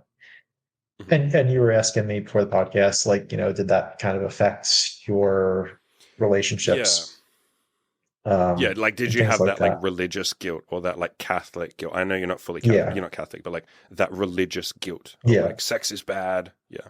hmm yeah. And I don't think I have it anymore, but I certainly did because I was like I think I was like 25 or so when I like stopped being religious, and then still like another year or so before I really started looking at dating material and trying to figure that stuff out. Hmm. Um, And so I actually did not have sex until I was 29. Um, so maybe I that'll give didn't some know hope that. to some of the guys some of the guys on the Why didn't you podcast. tell Yeah. me that? I don't know. I think it just didn't come up. I don't know. That But could be yeah, I was the 29. headline of this podcast. That could be the title of this podcast. 29-year-old virgin. Yeah. Anyway, But I'm not a 29-year-old continue the anymore. story. I'm 34 now. But Yeah, I know that. um but yeah, it was like I do dancing, like partner dancing, Hmm. like swing Hmm. dancing and blues dancing. And yeah, there was a girl from blues dancing who like she was pretty into me. This is actually this almost ended up being like one of those like cringeworthy stories where like you've had one where like a girl like basically threw herself at you and you didn't make a move. This was Yeah, I've almost had one of quite a few those. stories like that. Yeah. Yeah, yeah, I did make a move, but it was almost one of Okay. those. Good. So she was into me from blues dancing. Um, then we talked a lot, and I kind of had the feeling that she was into me. And she like asked if I wanted to go see the new Spider-Man movie. So I went and saw it with her. Didn't make a move. Got ice cream afterwards. Didn't really make a move. And later, another day, she invites me over to her pool at her apartment to just have a swim. Hmm. So swam around a little bit. Afterwards, she's like, "Hey, do you want to go inside? I'm gonna make some dinner. Do you want some? Do you want some?" She cooks me dinner, and then afterwards, I'm like, "Well, I should probably get going and like Yeah, sit it's on the getting edge of really late. I appreciate yeah, the meal. I yeah, appreciate all the yeah, effort, everything you've done. You pouring your heart out, putting your heart out on yeah, the line, like risking hmm rejection. But yeah, it's yeah, getting real late. I'm just gonna get some yeah, early Z's. Like, yeah." So I sit on the edge of her bed and start putting my shoes on, and then she oh jumps on no! the bed Wait, were you on the bed? right. Were you on the bed? Were you I literally was on the on the bed bed. with her? I You're was, I literally was, in the no, no, bedroom. no, no, no. I was not. We were like in the living room. My shoes are in the bedroom, I think. So I went in there Okay, and just sat on the edge of it to put my shoes on.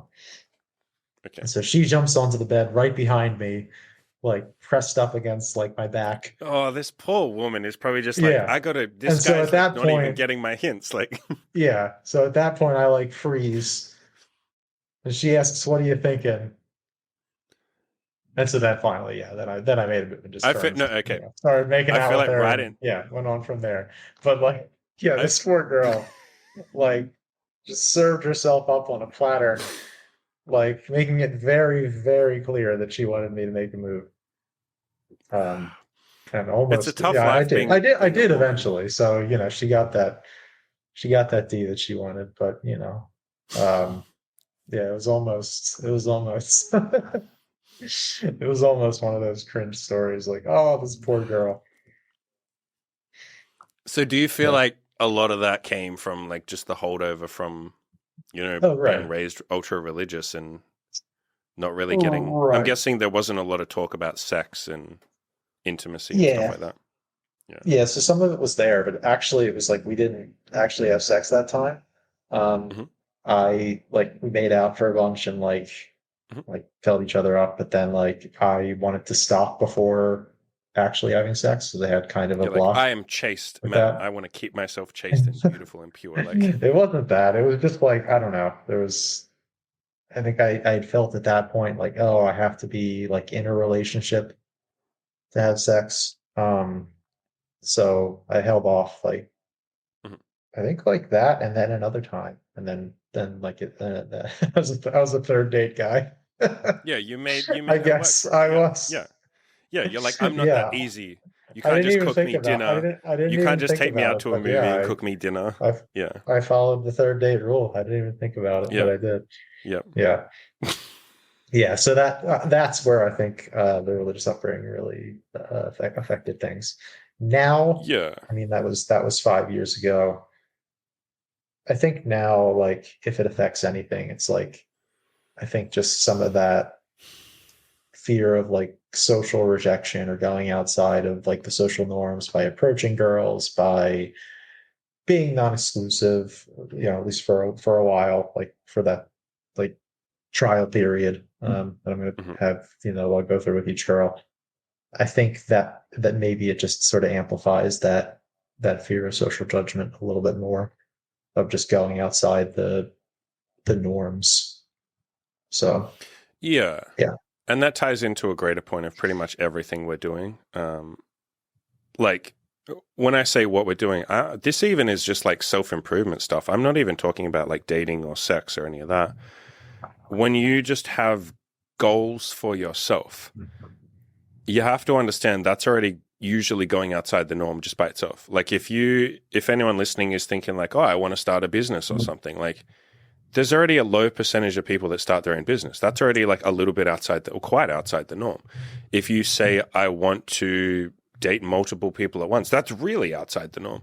I know that in our communities and, if you go on Tinder and stuff, you're like, oh, but that's common. It's like, yeah, but like for God's sakes, the people on Tinder is not like 80% of the population outside. It's like 1%. It's like 0.5% of the population outside. You're already niche if you're just even on Tinder. If you're on Tinder meeting people, you're already niche, let alone a casual relationship. And so a lot of the stuff that we're doing is very much outside the norm. And it's almost like an untethering from, it's almost like you close the old chapter, you close a chapter of your life and then you open a new one. Like there's the you before and then there's the you now. The you before is like kind of does what he's told all the time, follows all the rules, doesn't really color outside the lines, doesn't really speak up that much because like speaking up means you could get bopped on the head like those whack-a-mole games, you know what I mean? Like you're kind of just going to blend in the crowd. And it's not that you're necessarily a sheep or whatever. You're just doing what everyone else is doing. It's not even anything necessarily wrong with that, but there is like an adjustment period when you say, "Hey, I think I want to try something that's a little bit outside the norm. I think I want to try dating multiple people casually. I think I want to try like, getting some restraints for the bedroom and trying to kink things up a little bit and trying something a little bit kinky." Um, yeah, I just saw your chat message. Breaking the fourth wall I here, didn't me want to interrupting my interrupt you. ads. Yeah. Yeah, I know. I can't do two things at once in my head. So But you interrupted yeah, yourself. yeah, I know. Yep, yep. But yeah, the point is like when you do start coloring outside the lines, for sure, there is definitely an adjustment period, and there's a lot of fear that comes along with that. There's a lot of like fear of what if people see, or what if people judge. Sorry, what if people think I'm a bad person? What will my family think? What will my friends think? And Yeah. okay, here I'll throw it to you. What advice would you give to someone who maybe sees a lot of themselves in your story and thinks like, Hmm. yeah, I am afraid of like women thinking that I'm using them, or I'm afraid of what other people might think, or I would love to just be honest with what I want, but like, how the hell did this guy do that? Like, what advice would you give those people? Yeah. Start with one thing at a time and Hmm. say pick one that that is sort of scary for you, but it's closer to the edge of what you think you can Hmm. do. Like Hmm. I mean, kind of like in the gym or anything else. Like you want to pick something that's a little bit outside your comfort zone, but not so far that it feels like totally overwhelming. Yeah. Like like here's an example. Like you had me talk about sex with girls on on dates. That was an assignment that you gave me. Mhm. And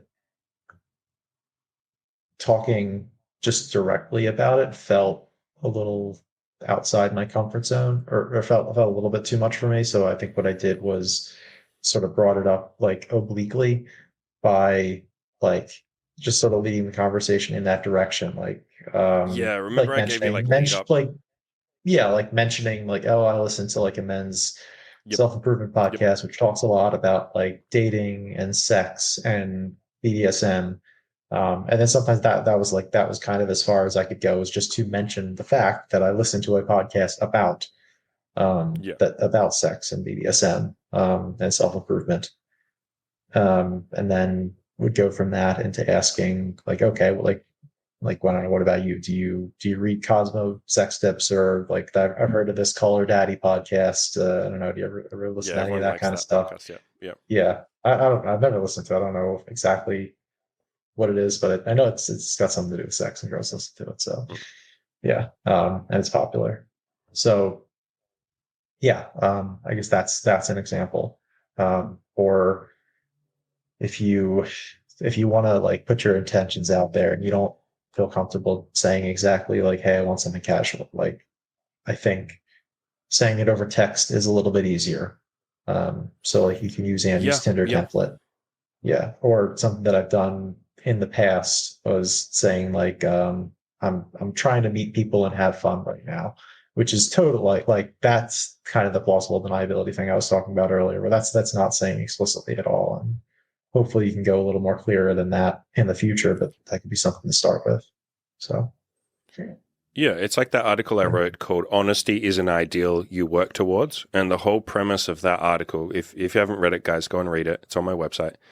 The whole premise of that article is it's okay if it takes you a little bit of practice to become honest. I wasn't completely honest from the front. I didn't just wake up one day and be like, "Let me be honest." It's like it takes courage. You have to sometimes work your way up to it. Sometimes you have to give yourself little aside. Like I get, like like we're saying, I gave you homework tasks of like, hey, try saying this on a date. Hey, try being honest about this. Hey, if you can't bring up sex, try bringing up this. Like, take little baby steps towards it. Like, I promise you don't have to just wake up one day and be captain perfectly honest.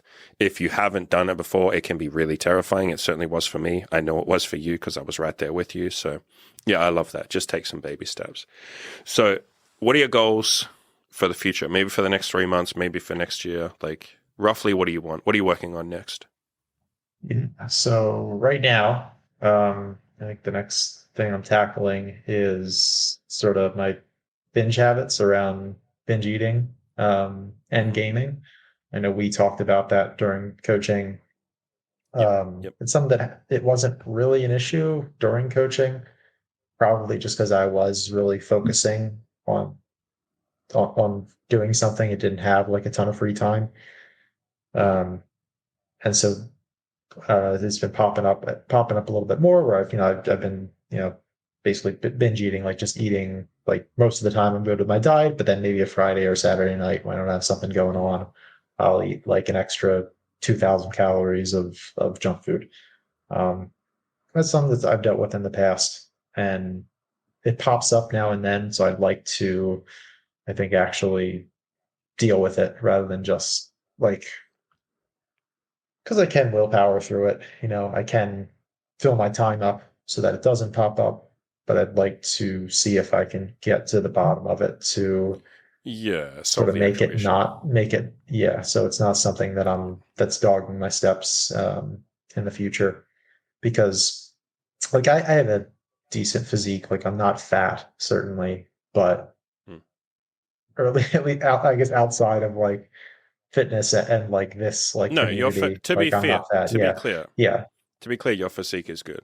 But we do tell everyone Right. to go for like fucking abs and amazing. Like we're going Well, for yeah. elite physiques. Yeah, yeah, for sure. Yeah, I don't have abs. Yeah. Like Yeah, I probably like I don't know, between 15 and 20% or something in there around there. Um and I don't know, I know you told me like Imogen's had like a long like weight loss yeah. You phase. Like kidding me? Yeah, she's still working on it. I have as well, where it's like where it's like I've taken 5 years to lose 20 pounds. Like, and it's kind Yeah, of like I've only got like 15, I think, that I need to lose to get abs, but it's always that like a little bit down, like 4 pounds down. Okay, now let's have a binge, and I shoot back up. So, um, yeah, so I want to, I think, deal with that. So that's not popping up. And then similar thing with gaming. Like I think I told you like last summer, um, I felt like I was making a lot of progress, and then got sucked into a video game and played like I was playing a lot every day, and sort of lost a bunch of progress. Yeah. So that's another thing too. And I think that's a lot that's tied up with the binge eating. Like when I play for a long time, I tend to like I get bored, and then I feel like, oh man, I've been playing so long, I need something, and then go for some food. So I want to deal with that going forward because, Mhm. um, I mean, I think that'll just free up a lot of mental energy to hit my other goals, to lose the fat, have a great like physique. I mean, because like I'm consistent in the gym, and like I know I have the skills and the skills and the what? Not confidence exactly. Like permission, Ability. I guess, to yeah, ability, yeah, to go get girls, and go for what I want. But it does just, I think, suck up a lot of mental and emotional energy, um, Yeah. when I like, yeah, it just distracts from my goals, and Mhm. it just makes it harder. It hurts my confidence too a lot because Sure. like I'm trying to do this thing to lose fat, and then I have these. We talked about self sabotage. Like I have these sort of self sabotaging behaviors that pop up. So I'm dealing with that. I did reach out to that coach actually that you recommended, specifically that binge eating Perfect. coach. Amazing. Yeah. Yep. Yeah. So I'm working with her. And she's really good. Awesome. So yeah, I think that's the next thing, to work on that, lose fat. Mhm. And then also I think I'm gonna start that YouTube, that fantasy YouTube channel. That's coming up, My man. Yeah. in the future Yeah. as well. Yeah. Yeah. We didn't talk about this, but you and I sat down and talked a lot because you said to me, "Hey, I think I want to earn some like side income. Maybe I want to like eventually earn full time money from some side hustle." We spent a fair bit of time figuring out like what you Mhm. could work on, how you would make money. I gave you a bunch of suggestions. I knew you were going to go with that one, like starting a Yeah. YouTube channel. But yeah, I thought you'd go with that for sure. Yeah, yeah. And on the topic of binge eating, I'll just quickly say if anyone else is struggling with it, you're welcome to shoot me an email or like even leave a comment on this video, and I can hook you guys up with the coach. It's just a coach that my girlfriend uses, and you're now using. She's really good. Her name is Kylie. What's her surname? Do you- PAX, Kylie PAX. Pax. Yeah. So you can just search for like Kylie Pax, PAX, binge eating or like eating coach. If you can't find it, just leave a comment. I can hook you guys up with that. Was there something else you were going to add? I think I interrupted you. No, I think that was everything. Yeah, just that's what I'm working on next. Yeah. Amazing. Amazing. I want to see you build the Thanks. YouTube up for sure. Yeah. Any final shout outs? Do you want to shout yourself out? Do you want to shout other people out? No, I guess just on the forums. I'm Adam on the forums, and I have a log. I haven't updated it for a bit because I was posting a lot just on the internal Facebook group for coaching, Mhm. but I think I'll start posting there again. Um, I do want to touch on a few other things. I had a few other notes for the podcast that I wanted to mention before we Go wrap for it. up. Cool. Yeah, sure. So, um, a few other things. One, like sort of accomplishment slash lesson learned, was there was a there was a girl who I had like a very awkward like first date with, like conversation just wasn't like flowing. Um, Hmm. I don't know, there's just like a lot of silences. And typically what I've done with that has just been like, okay, like there's nothing there. But you encouraged me to try to set up another date and give it another shot on that one. Hmm. You told me about like, yeah, that you slept with girls who like first date was awkward. Because a lot of Hmm. times that Yeah. happens. And then I set up another date with her, and it was a lot. Conversation was a lot better, and then we ended up sleeping together, a couple Yeah. times. And so that was like a surprise for me, and like something I learned where it's like, oh yeah, it doesn't have to be smooth. Yeah. And I Yeah. know, I know that's a good looking loser thing too. Like, don't try to be smooth. Um, but like, I think Yeah. Because people get I nervous. still, yeah, I feel anxiety when things aren't smooth, or I think I'm doing something Sure. wrong if things Yeah, aren't smooth. But it's like I'm not it's necessarily. Yeah. it's that like James Bond mindset of like it has to be Mm, like super smooth and like yeah. buttery and like chemistry and great. And it's like this is the real world. Neither of you are actors who get to reshoot every time you screw up. You don't have perfectly written lines. You don't have music and like you're not like you haven't been like put in a suit and all of that. Like you're just two Hmm. awkward human beings on a date who might be nervous and are both probably nervous. So it's like, how's it going to be smooth? It might be. Sometimes it randomly is. But like probably half the time it's okay, and then 25% of the time it's awkward as hell. And it's like, who gives a shit? Like it doesn't really matter. So yeah, I love that. Yeah. So that was really cool. And then I think one thing I don't know if we even touched on was me thinking that it was creepy for me to hit on girls in person when I first started, We and kind that of being touched on that a little something, bit, but yeah, yeah. yeah, and that being something where no, I found out that like I was pleasantly surprised that most of the women I hit on were like they seemed genuinely happy Yeah. that I stopped and gave them a compliment, and like the worst reactions I got were just some girls being like, okay, or they just said like, okay, and then walk away, which is just kind of Yeah. a They're funny just not actually to think interested. of. Yeah. Yeah. Yeah. That's the worst. Yeah. Yeah. And that wasn't bad at all. But yeah, there were so many girls, like there was the one who did say like, you should keep doing this. And then there were plenty of others who like didn't say that, but they were like, you made my day. I'm so like, Yeah. I'm so happy that you did this. Like, thank you so much. And they seemed genuine because I think that was another like way I had of dismissing like the stories that you or other people would tell about approaching was like, That oh, they they're were just probably being just nice. they're just being nice, they're just polite and they want to get rid of you. But it's like no, all these girls like a lot of them seemed very genuine in those Yeah. reactions. Yeah. Yeah. Again, and that just ties into what we said before. As long as you're not having too many expectations. Again, you can't expect every woman you hit on to give you a phone number. So as long as you don't have that Yeah. entitlement or that expectation, you're entitled to the effort, you're entitled to the work, you're entitled to walk up to women and hit on them. You're not entitled to what happens after that. Like you're not entitled to you're not even entitled to them responding to you. They can literally Yeah. fucking ignore you and pretend you don't exist. They're allowed to do that. Like you're not entitled to them. Yeah. Don't get butthurt if they ignore you. They're allowed to. They can do what they're a human being. They can do what they want. So if you walk into it with no expectations and you just say, I'm just going to do my thing. I think that girl's really pretty and I would like to tell her that. And I'd like to ask for her phone number and take her on a date if she wants to. But whatever happens, happens. If you have that mindset, yeah, like you get great responses. Not that it's only about the responses, but it sure is fucking nice when a bunch of women are really goddamn nice to you. That was all I wanted when I first started, conquering Mm. my anxiety around hitting on women. I literally just wanted women to be nice to me. And I thought that was so impossible. That was literally my goal. I didn't go into this trying to get laid or trying to get a girlfriend or any of that shit because I was like, that's impossible. Like, literally, I was just like, I want women to be nice to me.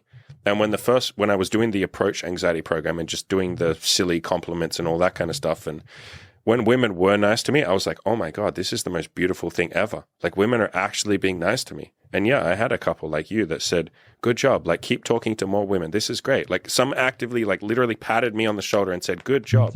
And I was like, thank you. That's amazing. Like, yeah, women are really nice. Like, I don't just say that to say that. The number of people I've had like you on this podcast now, I've interviewed like, I don't know, like 30 or 40 people at this point. It's like every single one says the same thing. Women are really nice. And I was really surprised. And it's like, yeah, of course they're nice. Like, yes, you just gave them a compliment. Why wouldn't they be nice about that? It's like you just did something nice for them. Of course they're going to be nice. So, any Yeah. other topics you want to talk about? I guess just staying out on the front lines. That was how you got me Yeah. to start approaching, and that was really Yeah, just effective. go out there. Yeah. Yeah. Yeah.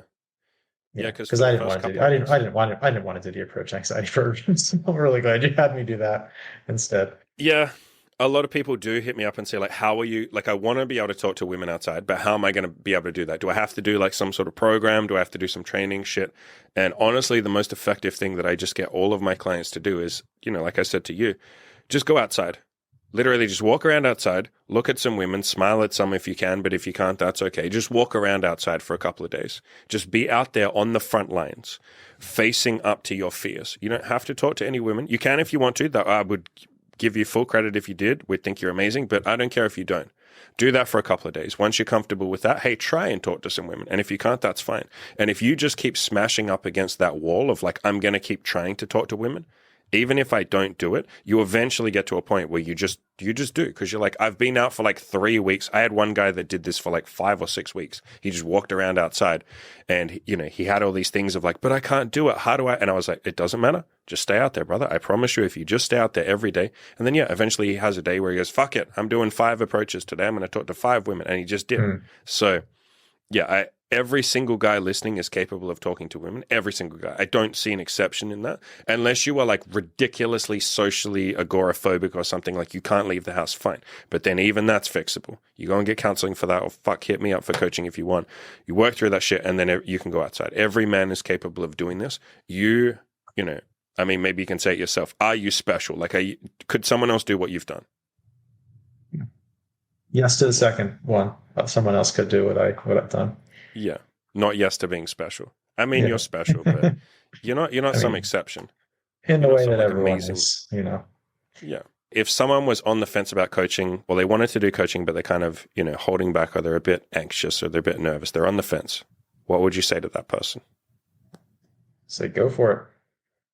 Go for it, bitch. Yeah, I mean, if it's something that you've wanted to do, like, and you know, something you wanted to do and you can afford it, then yeah, like, go for it. Like, I'm really glad that I did it. It's something that I had wanted to do for a while, because I've been following your stuff for a bit. And yeah, I got a lot out of it. Like, I certainly would not have approached the girls that I did, if I had not. And yeah, wouldn't have had like the great experiences that I did from that, and gotten a lot out of it like I did. Yeah. And I think a good way to think of that, and this is as much for you as much as it is a coaching pitch, I guess. A good way to think about that is like, think of all the memories you've had, like the girl that you're seeing right now that you know, cold approached, you know, the other girl that you slept with. Like, those people don't exist in your life if you hadn't like actually taken the time to walk up to them and hit on them. Like, those memories don't exist. And when you think like that, man, it makes it so much easier when you're then nervous, or you're scared to pull the trigger. Or shit, if we're talking about coaching, if you're scared to fucking do coaching, it makes it so much easier to do it the next time, because you're like, man, like, I wouldn't have had that beautiful memory if I hadn't hit on that woman. This woman that or this girl that I can see over there that I'm too nervous to go and hit on, what if she's the next woman like that other woman? What if she's the next Sarah, or whatever the name of the women that you're seeing? What if she's the next Jessica? Like, and if I don't talk to her, man, I could be like throwing away some beautiful memories. And not that I can guarantee how the future will go, but I know I'm a decent human being. I know I'm a nice guy. I know I try and make women, you know, like, not that you make them happy, but like, I try and leave people better than I found them. Like, I try and have good vibes and good energy and make people feel good about themselves. Like, I would be doing her a disservice if I didn't go and compliment her. And again, I can't know if we're going to work out. Like, I don't know how it's going to go, but like, fuck it, man. If I don't hit on her, like, I'm at least depriving the universe of the opportunity for something nice to happen. So yeah, I feel like that's when this gets really fun. When you have a couple of like nice stories under your belt and you're like, man, like, I'm going to go out there, and it's like you feel proud of what you're doing. You're like, I like what I'm doing. I feel like I'm a good person. I'm vibing, you know, I'm giving good vibes out to the universe and all that shit. That's what we're all here for at the end of the day. So yeah.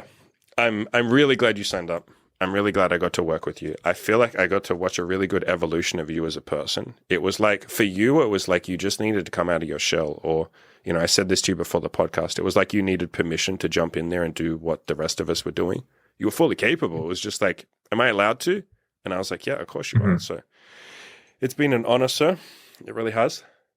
Thanks, man. Yeah, I've really enjoyed it too. I appreciate you coming on. This was a lot of fun. Thanks. Yeah, I enjoyed it. Cool. I hope you guys liked that interview. And again, if you want coaching, I have a link in the description below. I have group coaching and one-on-one coaching. And right now, I've got a very sexy bonus offer for you. If you sign up now, I will give you 15 weeks instead of the usual 12 for the price of 12. So don't miss out. All you have to do is mention this offer. Link in the description below. Adios.